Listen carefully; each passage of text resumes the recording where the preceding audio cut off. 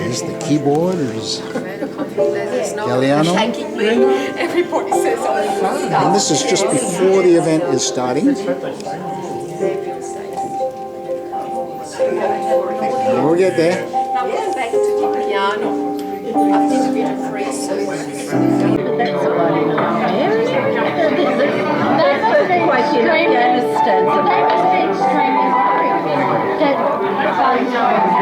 To all of our guests here at Concierge Bayside tonight, and a big thank you to our wonderful residents who have supported this beautiful event tonight. It's not even today, we're in the evening now. A very big thank you to our wonderful Galliano who is playing for us tonight. So very enjoyable and soothing. So he's here to help accompany the poetry and also continue playing over dinner, which it's a wonderful treat. And then an extra special thank you to the Bayside Writers Group who are putting on this Poets Corner for us tonight. And thank you, Peter, because we've been emailing and organising this for some time, so it's finally come together. So please do let me know if you need anything, otherwise I'll be just being the hostess with the mostess. Yeah, I'll do my best. Okay, so a very warm welcome, and we'll come round and keep topping up your drinks and your cheese platters, so we'll look after you. Thank you very much for that nice welcome. I'm going to sit down for this one. Okay.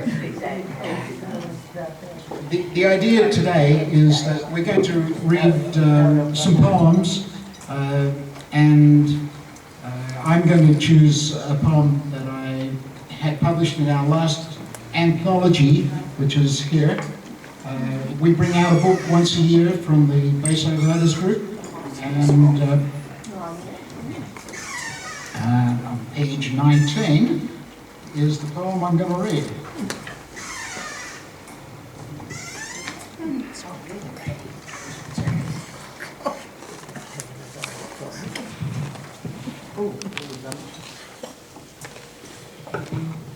A little bit of background about the poem. I have to have apologies to Robert Frost because I took one of his poems and I redid it for my wife for her birthday, and it was called True Love Came to Me. Okay, so here goes. True love came to me where with another I boldly stood, and a different man may have taken both, and be one lover. Long I stood and looked into one as far as I could, to where her body moved in right places. Then chose Sharon as just as fair, and having perhaps the better claim, because she was loving and knew what I should wear. My jeans and jocks so faded here and there, I'd worn them really about the same. And both that morning equally lay on my Newstead Road bed on my sack. Oh, did I keep the old ones for another day? No. Yet knowing how way leads on to way, I realized my life would never go back. I should be telling this with a wryness, somewhere ages and ages hence. True love emerged in front of me, and I took Sharon, and that has made all the difference. And now I'm going to call on Sharon to give one of her poems. And here she is. Thank you, my dear. What page am I on? Oh. Okay. I have to find the page that I am on.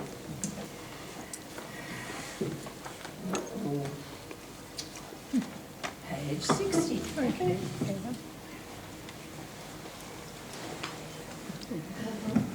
Thanks, Pete, for that lovely poem. I think Peter wrote that for me for my, which birthday? One of my... I'm not telling. One of my decade birthdays, and much appreciated.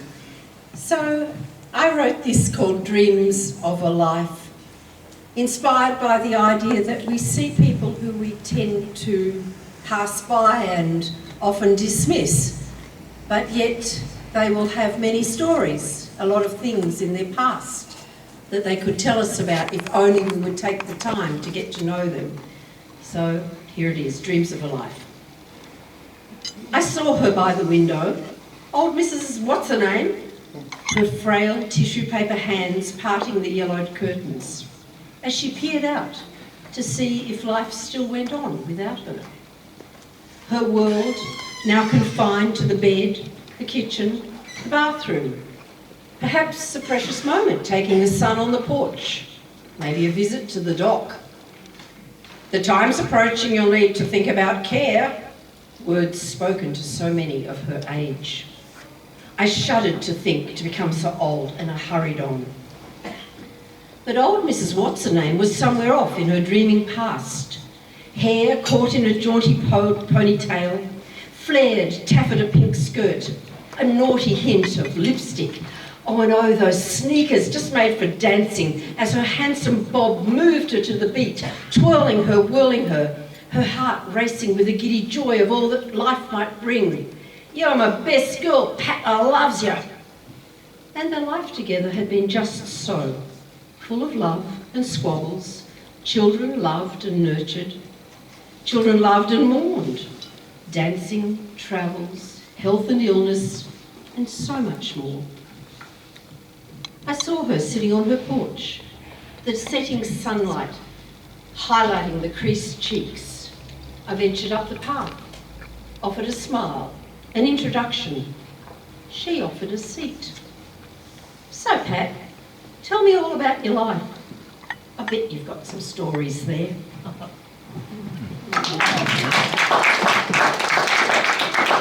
Good afternoon, ladies and gentlemen. So pleased you could come, and I'm very happy to be here. My name is Sandra Lantieri. I've been writing poetry ever since I can remember. This is one that's true. Many of mine are not true. But this is called The Weight of Love. Once upon a time, a gift from the heavens in the form of a white balloon landed at my front gate. I added a bright red ribbon to make it extra special and re-gifted it to Imogen, my granddaughter of tender months. It gave us much shared delight.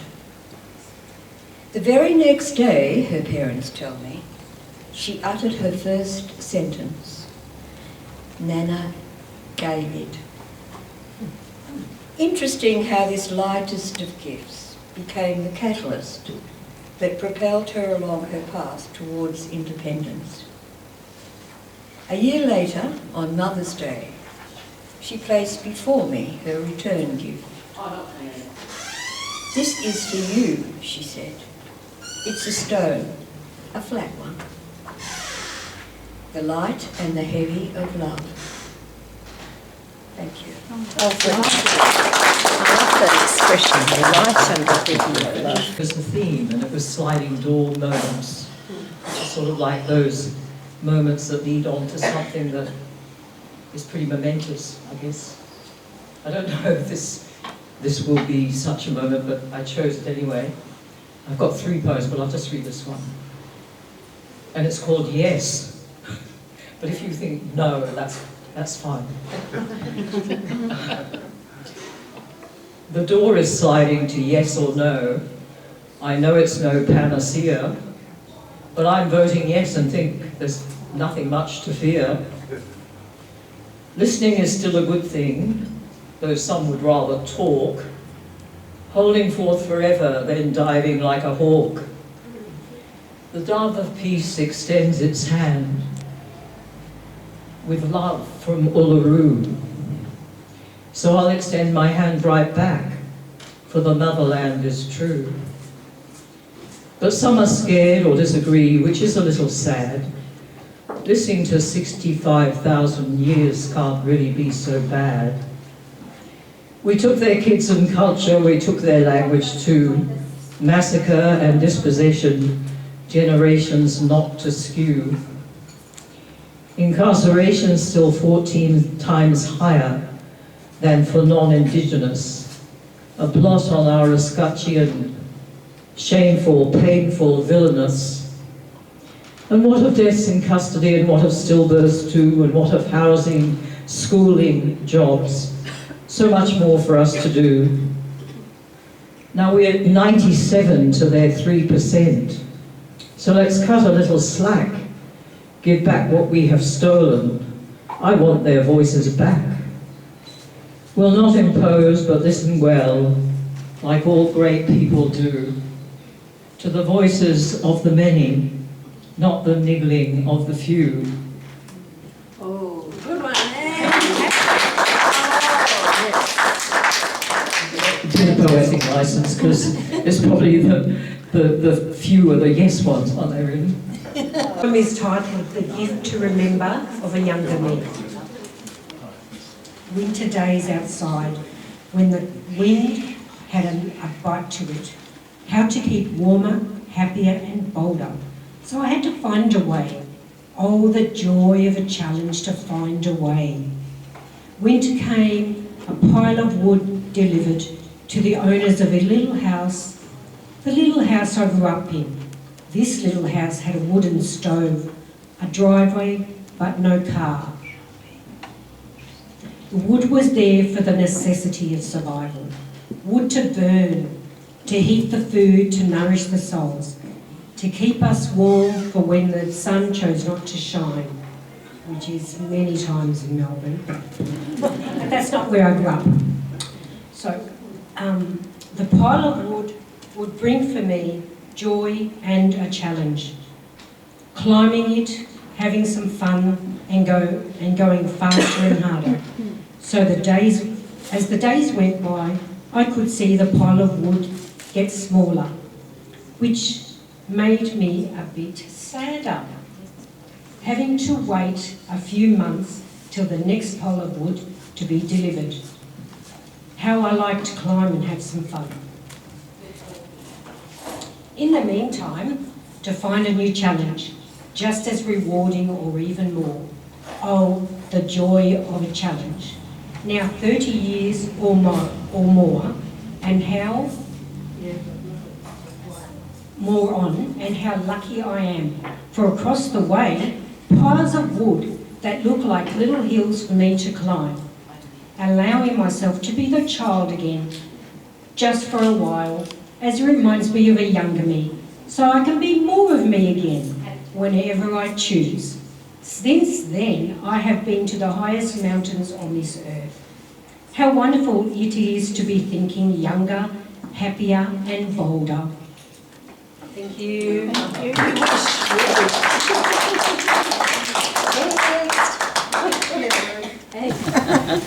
Keep writing, even if you have to keep sitting. Yes, I'm very interested in people. I love people. I love talking to you. I ask you all sorts of private questions, so don't worry about me. I hope I don't offend anyone with my writing. This one's about the butcher shop. I like butcher shops and different shop people and people, just local things actually. I'm not a nature poet like Anne Simic here, who writes beautiful words, but I do love people and I want to keep talking forever. The meat shop on the corner, I might as well open the page, there we are. B&K Butchers of Quality, the sign says. Bev and Ken have been there on the corner for 17 years now. Good position, a corner. So what's it today, love? Open till 6 every night, not Sunday. It's 7 before they shut up. Bev does a beautiful window. There she is, weeding the plastic grass, picking up prime mince droppings and sausage ooze. Now she's stretching over that green lawn to the Technicolor window, widescreen, squirting Windex on white plastic lambs, wearing monogrammed zip-slipped blue poplin with matching gloves and hairband. She scrubbed the marble, the stainless steel, and the mortuary trays are realigned for tomorrow's body parts display. And those sweet little lambs are put back in place where they have a good view of the street between the sprigs of parsley. Outside stands a girl. I don't know her name. She's often there when I pass. Fun fur jacket and long white boots and a red mini skirt, an ordinary street girl next door. It's getting dark. She's early. She lights up a ciggy and waits. leaning on the lamppost. She's small and pale, as if bled, like a hooked and hung carcass, ready for the knife. Can you imagine what her occupation is?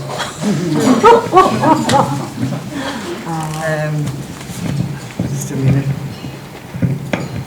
Could be anything these days, really. Oh dear. I love all my poetry and I... Good on you, Judy. Are you going to read another one? Yes, I'll read this, just I haven't read the page. Part of my life this story is, a little part. It's called On Tour in the Suburbs. Some are born with footlights in their eyes and grease paint in their fingernails. Their hearts beat to the arrhythmia of Shakespearean lines, and sometimes those hearts break. The preppies, grades 1 and 2 file in. Sit down quietly, please. Same snot, same grot as yesterday. Same children, different shapes and colours. Zach and Zill bare their teeth, their stagey smiles. Welcome to our show. They breathe in from diaphragm to chest and breathe out guttural groans. 103 kids at $1 each. Half for you, half mine. Another show on the road today, another after recess. Dozens of shows for dozens of schools. The sprained ankle, the spider bite, waiting for the result, the lump, the chicken pox at home by himself, the speeding fine, the husband's temper, the bank that closes at 4, the iron scorch on the lycra, that worrying noise in the gearbox, the car that runs on hope, the lugging in and out of the car, searching for the masks and the wigs, the squabbling, the dreams, there they are. There, shoved down into a shabby props box, waiting for the cue. That's all. Well done. The long ones, you're probably paying too much attention, so just listen to this one. I've called it the secret deal, and so for now my lips are sealed, but in a moment it will be revealed. The secret of the deal. Shh, it's a secret. Oh, I can't reveal it. That's the end. That's the end. Be comfortable. This I saw. During peak hour traffic, standing in the middle of Flinders Street intersection. Jay, a warrior of a man, straight as a tree, dark as night, proudly brandishing a large placard held high, demanding, "Stop racism." Meters away, outside Chloe's pub, a dishevelled man, pale as day, with bowed head, pleads for existence before a sign, homeless. 2 protests against inequality. One writ large with conviction, hope. The other writ small with resignation, despair. How much inequality is unseen, unknown. This day, this much I saw. Oh, well done. I think, you know when you said, is it on? It's on. Hello. Yeah. When you said I saw, I kept thinking I saw. You know when something is an eyesore. Yeah. Okay. So this is another sliding door moment called the fall. There are some moments sliding door that I hate, that I abhor. My latest fall upon my face was another without grace. I fell upon the concrete smashed. Hopes of coffee were now dashed. Just one small step for womankind brought me undone and in a bind. A nice young man and my fellow pulled me up as the cello played in my ears the sad old ditty I knew by heart, oh more's the pity. We limped the drive home gingerly, nursing both hands tenderly. with my poor man wishing he had saved me before I split my knee. But I'll recover soon, I know. Same old story, what a blow. I'd have preferred a coffee, but instead I'm sitting sore and cut on this comfy, curving couch, being brave, not screaming ouch, dreaming of staying vertical, avoiding measures surgical. Time to write a silly ditty, once again, falls are not pretty. I could stay on this couch forever, a virtual life or whatever. I'd be much safer, but I see my next adventure, my next spree, looming up in front of me, full of fun and quite fall free. Oh, fantastic. Well done. I haven't never done it since then. So this afternoon when I got a phone call from Marika, we had a chat, and I said, I think it says on the program that guests can do a poem as well. And a little bit of time I've got this afternoon, so should I write one? And she said yes. So go for it. I wrote one, and I have to sort of warn you, it is a very emotional poem. So I hope I don't have you in tears, because when I was writing it myself, I was very, very teary. It is about my mother, and my mother and myself were very, very close. So let's see, I hope I'm going to be nice and strong, and let me read it out to you. Mother, I miss you. So dearest mother, though we are apart, you live very close to my heart. I miss your laughter, your tender care, the moments we shared, so precious and rare. Your soothing words were like a song. Even in the toughest times, you kept me strong. The warmth of your smile is like an angel's light. Through the darkest COVID, she still made them bright. In my heart, that pain of loss makes me yearn, knowing my mother's embrace will never return. Heaven might separate us, and time will pass, but the bond we share will forever amass. Although she's in God's care and in His light, in my heart she shines forever bright. Every day when I think of you, I smile, and I know one day I'll be with you. Till then, I keep smiling.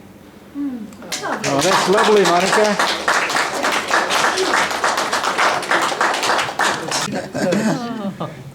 If I had another life. Another life indeed. It's called The Antiques Restorer. She stands at the door, she beckons. Come in, her friend, come in. Come in, come through, through a door and through a door, into her inner sanctum, where her old father sits and maybe thinks, amidst a clutter of dark mysteries and mesmerizing smells, the trappings of her trade. As a musician's assistant would, she gestures.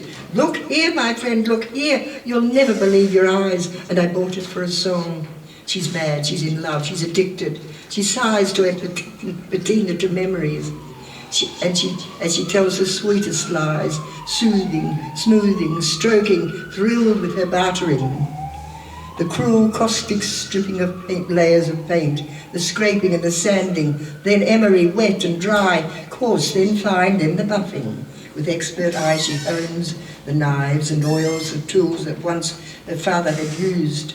But now frail and wheelchair bound, he cannot watch his daughter's work, surely knowing he taught her well. Unscrewing, unhinging, undressing, soaking, doweling, gluing, clamping, steel wood disintegrates to grime in her hands. Sweat and alcohol cling to her face, ingrained as are her fingers. Her hair is cedar dust straw. She stands straight, she groans, then she presses her knuckles deep into her back and tries to straighten her neck. The cedar, now silky to touch, is ready for the celebration of its anointing. The pretty chest of drawers softly glows with its honey sheen. She drags it along the floor on a rug that gives only a musty clue to what was once handsomely Persian, through a door and through a door to her sacrificial shop front window. She stands at her door and beckons. Come in, her friend, come in, condimented with eye-catching bric-a-brac and fluted glass pieces in their ruby glory, ordered by father and her father, restored to its original Victorian beauty, already ready to be loved again, flirting with patient passers-by at a fabulous price. Ah, well done. Yeah, good on you, Judy. Could anyone suggest one I could Yeah, you can read from the book? I cut myself in cookie shapes, sinew spread across the kitchen bench, the threads purple and violet, holding the fiery urchin in the hollow of my chest. It cries and spits, shaking in fits at the putrid smell which slicks inside the cracks. There is a terrible sickness here about which the cosmos couldn't care.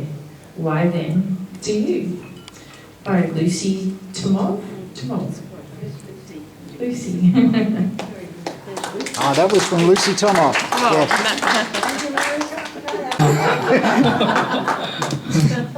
Up on the track where the sheep shilly-shally, I take many a... What is it what I take? I take many a walk with my great Aunt Sally. High on the hill and low in the valley, I walk and I talk, I trudge and I dally. Then one murky day, on a green grassy knoll, near a muddy old dam, I saw a fine foal. The foal was a dandy, I wanted to ride her, but she was as quick as a slick, hairy spider. I ran and I ran till my legs hardly held me. I wished I could stop, but all I could see was that foal up ahead. You can't see. With her flaming red mane. I'll hold the book for And you. then, lo and behold, it started to rain. On I chased that flaming red foal. I got up again when I fell in a hole. But she didn't care, she just galloped away. I called once or twice, but she just wouldn't stay. The tears stung my face, but I couldn't stop now. I could easily have stopped if she had been a cow, because cows chew their cuds and let you come near. But the foal was all frisky and ran like a deer. It was starting to darken, I felt a bit weird. The trees looked alive and one of them jeered. I reached in my pocket for my smooth magic stone. It made me feel good like a cool ice cream cone. I thought of Aunt Sally and wondered if she was wondering where I was and thinking of me. I really should find her, because it's dangerous out there in the dark and the rain with the wind in your hair. But the red foal was running all alone, just like me, and she was all right as she ran wild and free. So I kept right on after that darting red foal, though I wished I could have some warm soup in a bowl. Because I felt kind of hungry and thirsty and wet, with a dribbly raw nose, squelchy feet, and still yet. I couldn't stop now. I was sure I was near her. I listened a bit. I was sure I could hear her. But just as I stopped for a moment to listen, I saw underfoot a yawning grey chasm. I let out a screech on the edge of that summit. I teetered and quivered, then started to plummet. Oh, by gosh, oh, by golly, oh, my goodness, I cried. I'm falling right down this enormous cliffside. I bumped and I thumped over rocks, over stumps, knocking my head on stones and on stumps. I clutched for the ledge. I couldn't get hold. I reached for the edge, but my fingers just rolled into the mouth of a great horny toad. I screeched as the slime washed over my hand from the mouth of the ugliest toad in the land. I just kept on falling when what should I see but the face of the most awful Crackety-Dee. It lunged with its horrible talons towards me. Its eyeballs were bulging, its veins all stood out. What could I do but give it a clout and hope for the best as I kept on falling into the arms of something appalling. A giant of most gigantic proportions, with warts on his nose and a terrible wheeze. I fell through his hands as he let out a sneeze that was heard all over the earth, from Timbuktu right over to Perth. I ricocheted into a cauldron of broth. It tasted quite good and it wasn't too hot. Just then I saw a terrible sight, a mouth that could eat you in only one bite, coming towards me and opening wide, and I'm in the soup with nowhere to hide. The great mouth swallowed the soup with me in it. If only he could have waited a minute, I could have run free from the giant, I think. Instead, I'm in here with this horrible stink of the giant's foul breath as I slide down his gullet, feeling like death and smelling like mullet. I kicked and I struggled and was covered in cuts as I landed right into the thick of his guts. This was really the worst place I ever had been, the very worst place I ever had seen. All dribbly and slimy and smelly and yuck, and here am I in the midst of this muck. But what was that rumbling noise I could hear? Growing and growing till it split my ear. Suddenly everything started to shake. I flew out of his mouth and into a lake. Oh, what bliss to be clean and to breathe some fresh air. And on shore was that foal with her shining red hair. I started to swim as fast as I could. She galloped away as I knew she would. Just as I struggled to shore, I could see she stood in the shade neath a eucalypt tree. I stopped and I stared, and she stared back at me. I talked to her gently, I called her Big Red. She took a step forward and lowered her head. Her huge nostrils flared, her eyeballs rolled round. I was feeling quite scared, but I still stood my ground. Then she came up to me and she nuzzled my shoulder. She nuzzled so hard I was nearly bowled over. Bit by bit we were mates, and she let me ride her as we galloped away with my legs astride her. We raced like the wind, that pony and me, as I clutched her mane and bellowed, "Whoopee!" Then a voice came from somewhere, a voice that I knew. Where did it come from? I hadn't a clue. I woke with my head in Aunt Sally's lap. She said, "Hi there, doll. You've had a long nap." Oh, Aunt Sally, I had some adventures, you see. I rode a red foal, saw a crackety-dee.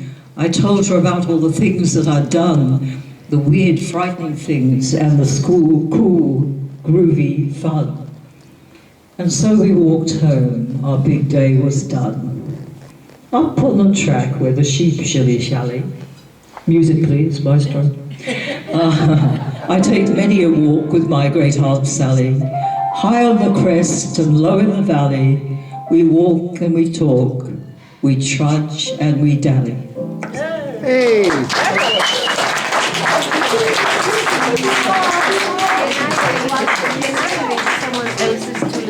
One is by Amanda Divers. Amanda couldn't be here today. And the other one is by Rahaf Al-Malouf. Rahaf? Yes. Yes, Rahaf couldn't make it today either. She would have loved to. On their behalf. On their behalf, you're allowed to read. Amanda's is called Sunflower. They're both little poems. If she was a flower, she would be a sunflower. Golden and fresh, tender to touch, an aromatic blessing, a smile without smiling, a hug without touch, a brightening gleam of sunlight with comfort as such. If she was a flower she would be, happy brightening every living life so endlessly. How sweet is that? The little one is called Time. Now, this is by Rahaf. This is by Rahaf Al-Malouf. Al-Malouf, yes. Now, Rahaf is a refugee from Syria, and so this is not her maiden language, and she's an exceptional woman. Yeah. She couldn't make it today, unfortunately, but So I hope she doesn't mind that I'm sure she won't mind. Time. Time, this unseen element that exists everywhere, make you win, make you lose, and it doesn't care. You keep running to destroy its arrogance, yet it defeats you with no hesitation.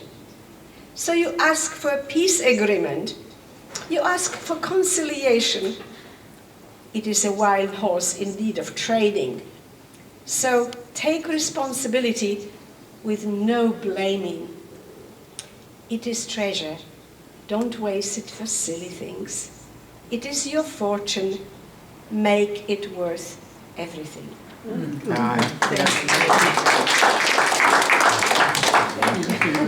Okay, I thought just one more. I've got a little bit more. Who wrote this one? So this one is written by Rosalind Evans, called A Rhapsody on Old Lovers. How many songs and poems from when time began try to capture the mystery of lovers meeting? But no words can tell the passion that flares, burns and burns more brightly with each passing year. The body's shapes change. What used to be possible is replaced with new ways of being close, delighting in each other's existence, scaling new heights of intensity and new depths of peace in each other's arms. Oh, that's lovely. This is called Contradictions. My life is full of contradictions. No single thing could ever define me. One day at a time is all I can manage. Pressure keeps me blind when I should see. Questions of my past are always haunting, reminding me of good and bad I've done.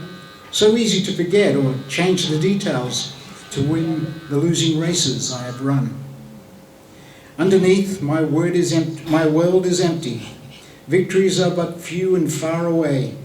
Whenever love comes knocking in the darkness, younger hearts will always win the day.